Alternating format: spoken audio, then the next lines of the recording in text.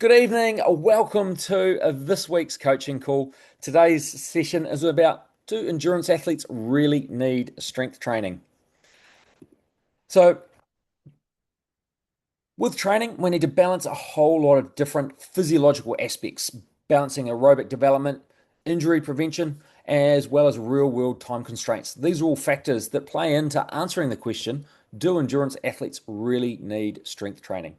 Today, we're going to cover off a whole range of different topics. I'm not going to read through them all here because we're going to start on the very next slide with the rise of strength training in endurance sport.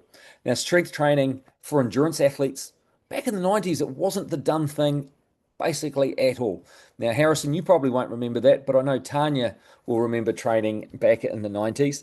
And it was all about swim, bike, and run for the triathletes. It was all about cycling for the cyclists. It was all about running for the runners. And for the multisport athletes, they had biking, running, kayaking, and some of them even did some swimming as well. So, in the last sort of 30 years plus, strength training has developed and become very popular, particularly with endurance athletes. A number of reasons for this. Elite athletes are a massive influence on what recreational athletes do as part of their training. And elite athletes use strength training as a key part of that training. And as a result, recreational athletes assume, based on the fact that elite athletes are doing it, it, it must be the key or it must be a good thing to be doing. What is often overlooked, though, is that elite athletes have maximized their aerobic conditioning prior to getting to the point where they start doing that strength training. The other thing that causes a lot more awareness about strength training, social media, whether we're looking at elite athletes or other recreational athletes, it's quite easy to set up the tripod in the gym seems to be one of these popular things for influencers to do. And I use the air quotes there because at times I'm the one out with my cell phone or my GoPro filming workouts as well. And actually, the velocity sessions, that's exactly what I'm doing is I'm filming the workout. So the social media side of things can create a lot of awareness around strength training, but so can podcasts and other forms of media, magazine articles, website articles, etc. Now, there are plenty of scientific peer-reviewed journals with studies that are often frequently shared as well, but they're shared in a very simplified form. And we'll touch on that a little bit later on.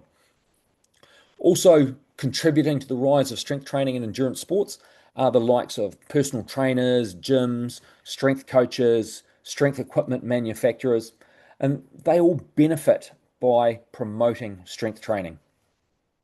Now, if we look at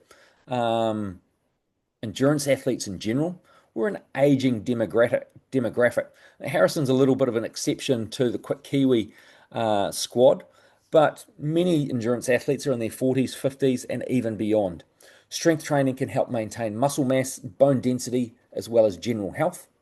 And there's some, the health benefits can often be conflated compared with performance benefits. Many endurance athletes are searching for shortcuts, looking for that secret weapon that will unlock performance. And strength training can often be seen as that the the illuminating light at the end of the tunnel that's going to make everything magical. Sorry, I've lost my place in my notes. Yeah, as a result, strength training can be a very attractive, more so than consistently building your aerobic fitness by getting out and swimming, cycling, running, and or kayaking. Now, strength training does make you faster, but what does it make you faster at? Sprinting, climbing, endurance, those three things I've just mentioned, they will all be, or they'll all respond differently to strength training. And it might be that the type of strength training you do will have a different influence on those three things as well. Strength training prevents injuries. That's a common line that is often used. But which injuries does it prevent? And what type of athletes? Under what circumstances?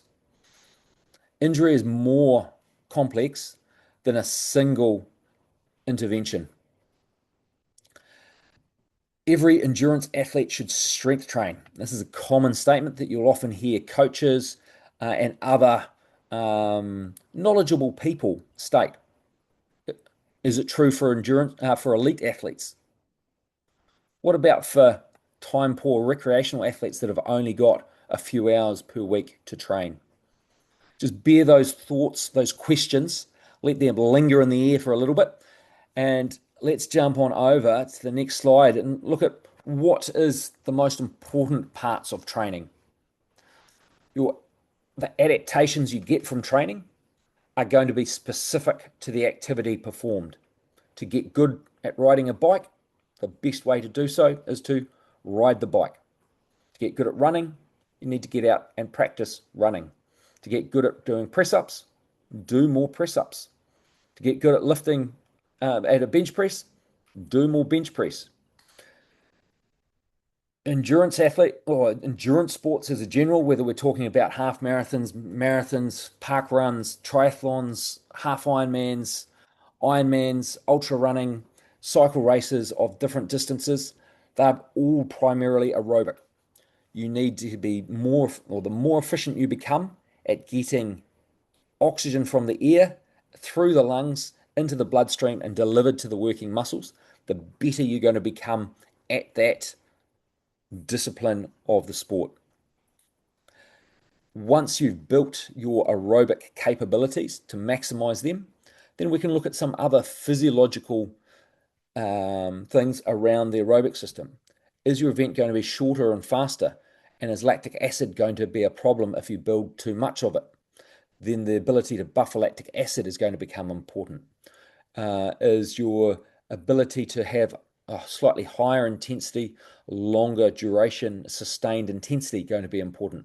If so, tempo intervals might be a key part of building your performance. When looking at what is going to be important for you and your training, the transferability of the training you do needs to benefit the event that you're trying to target.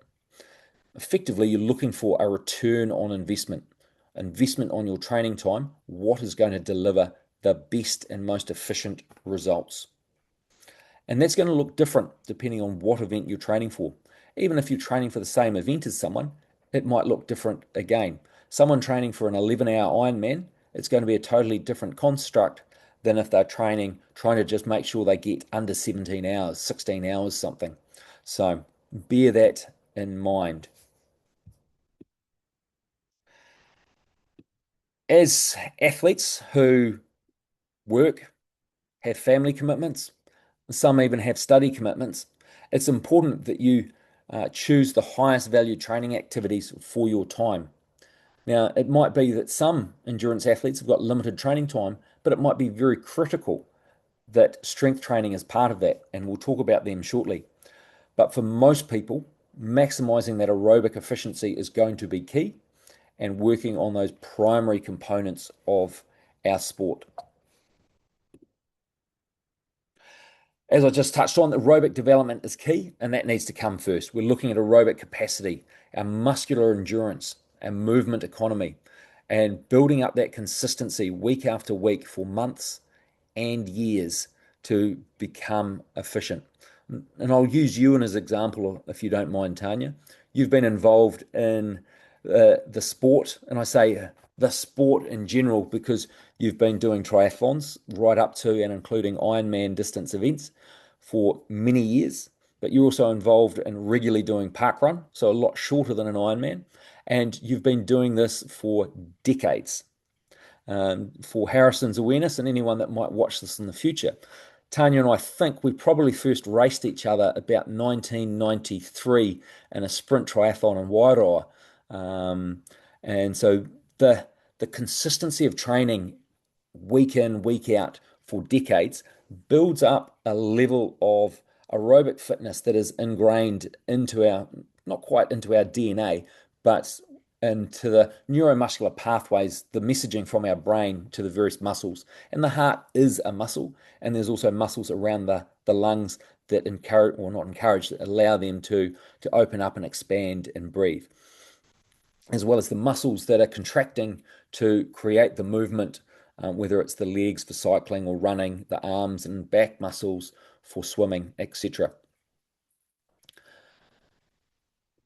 lost my chain of thought there. Consistency over years and months. Oh, so if Tanya was to take a break for a few weeks and was to come back into things, it would come back quite naturally and instinctively for her.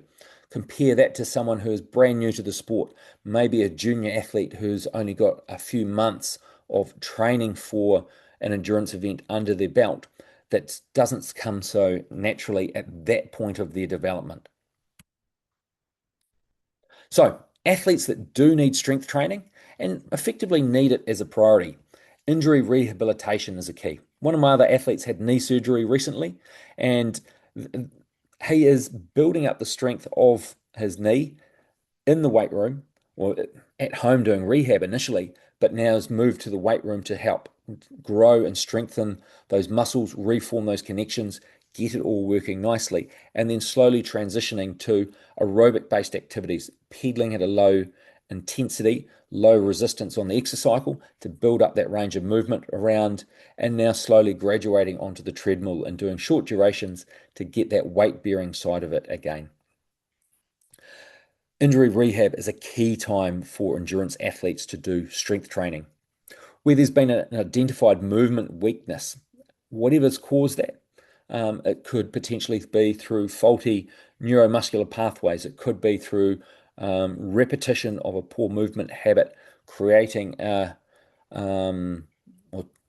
doing it too often, too frequently, incorrectly, has built that, the saying, practice makes you perfect. Perfect practice makes you perfect. You can practice the wrong thing 100 million times. You're not going to get good at the thing you're trying to get good at. And as we all age, there's a natural age-related strength decline. Now, that age-related strength decline, if you're training regularly, that is a lot less than a general member of the public who does no form of training whatsoever. But as a general rule, it's you as you age, you're going to get slightly weaker as you get older. A case of use it or lose it. If you are using it, you're not going to lose it. And so if you continue training, you're going to continue developing. But it's a good example. If you start, say, competitive weightlifting later in life, I'm going to throw a number out there, 55, and you train at that, just training, doing that strength work is going to start increasing your strength. So you're going against the grain. And same applies for endurance athletes. If we're practicing and constantly out there doing activities, and going for a run requires an element of strength, we use a small amount and repeat it over and over and over and over and over again.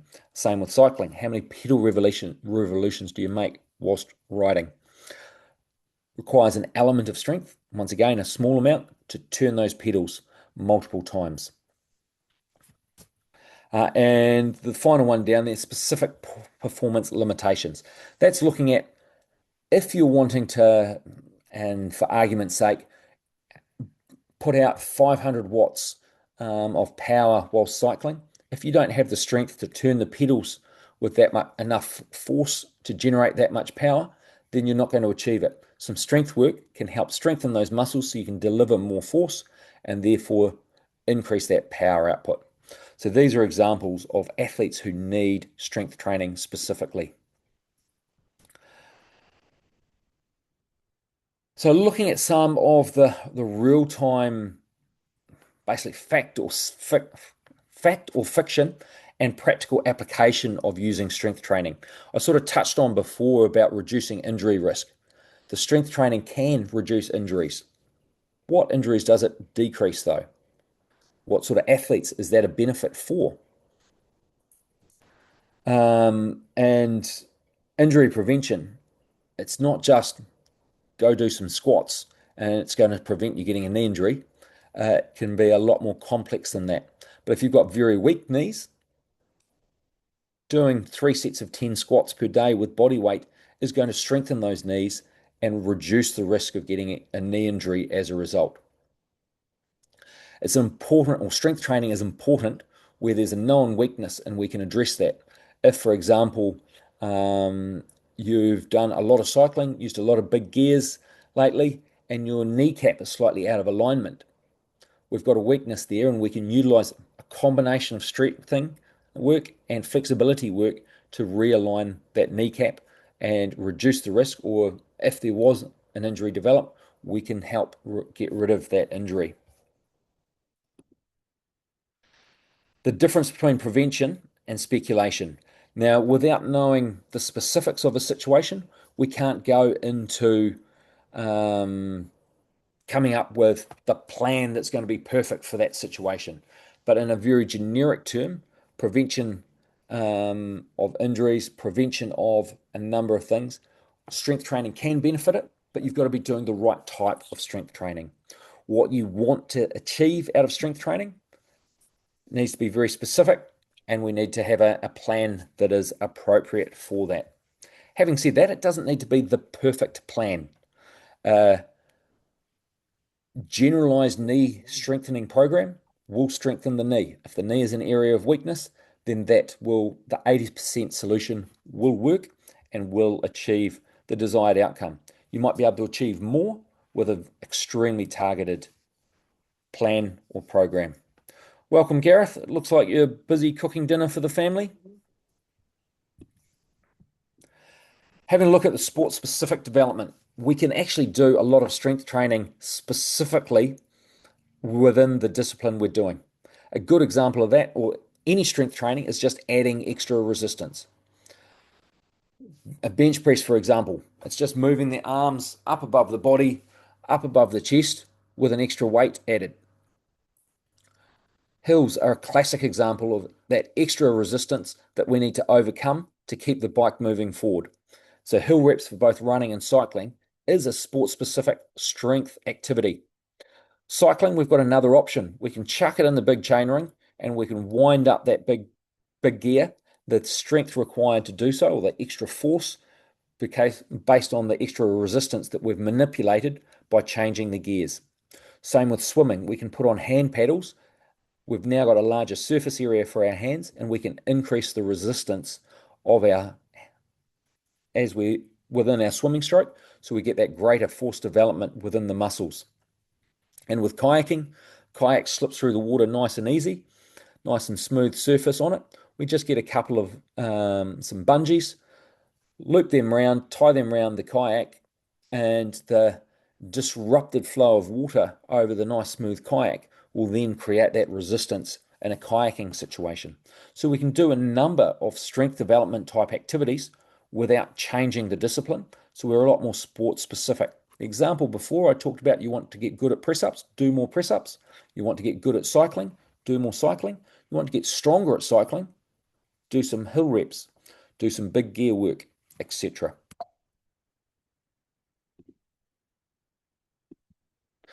So as I touched on before, different goals require different solutions. If you're trying to increase the bone density, the impact from running, every stride you take will help strengthen every stride you take, the impact sends forces up through the bones or up through the limbs, which are primarily transferred up through the bones.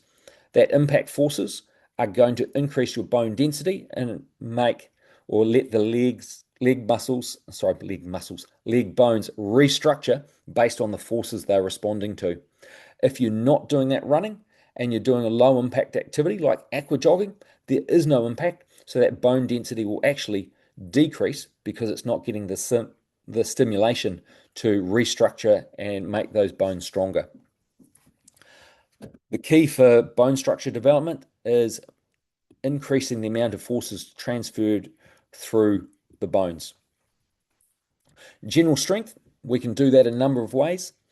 Getting out into the hills is a great way of doing it sport specifically, but you can also go into the gym and do specific strengthening work using weights, using a structured routine, or whilst you're out running, stop, do some press ups every power pole, 10 press ups, run to the next power pole, 10 press ups. A classic rugby training pre-season session. It's a great way to generalize that strength work. If you do press ups at every power pole, you're probably going to put a lot of emphasis on certain muscle groups. So you do want to balance that out with alternative exercises at the next power pole.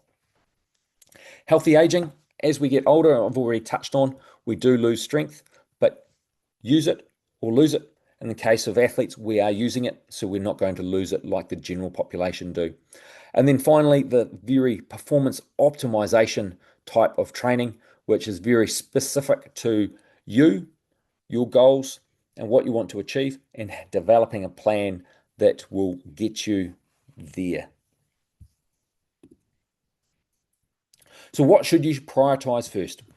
And anyone who's ever talked to me, I always talk about the key to success as being consistency, training regularly, more than once or twice a week, focusing on that aerobic development, and then looking at the event specific training. Is your event short and fast, in which case higher intensity intervals to really push along that top end intensity? Maybe it's a little bit longer where the ability to clear lactic acid, you can push that limit, redline your body for the duration, but just keep it below enough so that you can recover, clear that lactic acid, and then push a little bit further. Maybe it's a lot longer where you need to sustain the longer duration is key. If you develop any injuries as part of this process, you need to make sure that they are managed appropriately so that you can recover and optimize your training going forward. And then finally, if you've got enough time left within your week, then strength training can be included. The first four things on the list there are like baking a cake. You can have a really great cake with the first four things all sorted. The strength training is the icing on the top. If you put the icing on the top and it's a really rubbish cake underneath, it doesn't matter how much icing you put on, it's still going to be a rubbish cake. So, to answer the question, do endurance athletes really need strength training? Sometimes yes, sometimes no. And it really comes down to what you want to achieve and what your specific situation is.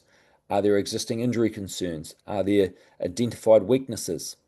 What is going to be the best return on your training investment is going to come down to who the athlete is and what their specific situation is. Now, I might have sounded like I was anti strength training through parts of that. I'm certainly not. I do have a number of strength training plans that will help solve a number of issues for a lot of people. Now, I have a number of different plans: Pedal Power Plus for road cyclists, Tri Strong for triathletes, Swim Power for swimmers, Run Strong, and Trail Strong for runners and mountain bikers, respectively. I have a number of different options that include 2 or 3 strength sessions per week, and the options of 8, 12, 16, 20, 24 weeks. I think some of them even have a 15-week variant as well. These plans are fully periodized and work through a number of different cycles of strength training to optimize things for the duration of the time available. In next week's, and I say next week's loosely because it's not going to be next week because I am going on a holiday. In a few weeks down the track, we'll have the second part in this series and looking at how to optimize your strength training. So the first one's going to be looking at the periodization of strength training, and then the sessions after that, we'll look at what's in each different phase of training and how to build those sessions. But if you're interested in getting a strength training plan, there'll be some generic links below, but reach out to me and I can point you in the direction of the most appropriate training plan based on what your goals are, how much time you've got available, and how long until your key event. Any questions? We'll start with you, Harrison, because you were first cab off the rank. You were first into the call. Feel free to unmute and there you go. I don't think I've got any questions. I think all's been said. Perfect. We'll move on to you, Tanya. Looked like you were frantically writing a couple of times there, so I Yep, suspect you've yep. got some notes with Yeah, some no, questions. yeah. So I have an on season and an off season. Yep, a So lot of people. I don't train all year round. I don't do the same training all year round. In fact, I love hanging up my road bike and my road shoes and getting on my mountain bike and going hiking and trail running and stuff like that. So not triathlon stuff. And It's so all aerobic fitness though. yeah, it is. But so for me, I'm now doing some strength training because it's my off season and I'm trying to go 3 times a week. Um, so I'm sort of, I guess, giving up some of my aerobic sessions so that I can fit these strength training sessions in. Like, I guess my question is that kind of the right thing to do or Absolutely, it's not the wrong thing to do. yeah, It comes down to back to the previous statement. Basically, it comes down to the individual needs, yeah. how it fits into your lifestyle, how it fits into building and preparing for your next goal. Now, with Mm, it being your off season, what a great time to do strength training. mm, Off seasons are always a great time to do other things. Mountain biking is a very popular one. mm, Duathlons, mm, very triathlon like, and very popular in the off season as well. But the mm, thing is, doing the odd park run, doing the odd mountain biking, you're still running and biking.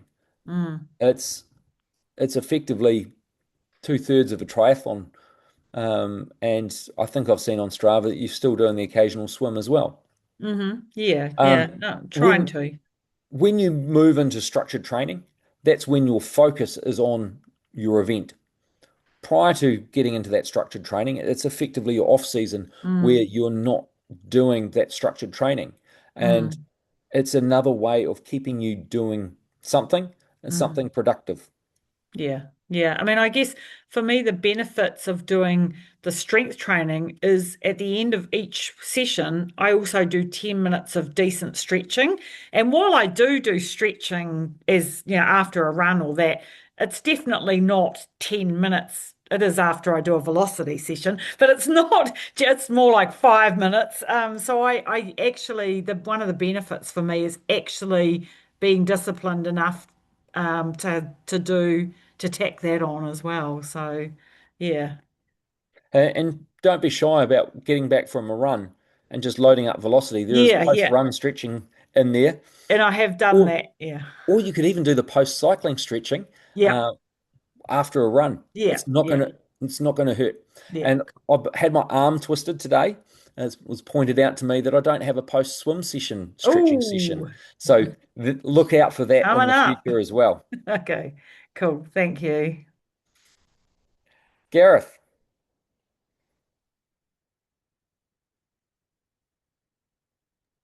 Yep, sorry, I'm here. Um, running around like a madman in the kitchen. Sorry about that. yeah, no dramas at all. You didn't need Uh, to hide the camera. I was oh, enjoying seeing you work. I didn't want to make you hungry. I've already Um, eaten. Actually, I do have a question about strength training. So I've been struggling a little bit with my glute activation while running, which has been making my long runs quite difficult. So I started doing a little bit of very minimal strength training, just some Bulgarian split squats and some kettlebell swings. Not very much, maybe like once a week. I don't know, something like 50 swings and 10 or 20 split squats. My question is that doing anything? Is it worthwhile? Should I continue doing it, or is it just a waste of time because I'm not doing enough? Yeah, I'm not in a position to answer that yes or no, black or white. It's a big case of it depends. Depends, is that um is the is it effective is what you want to know. Doing a small amount will be effective to a certain degree.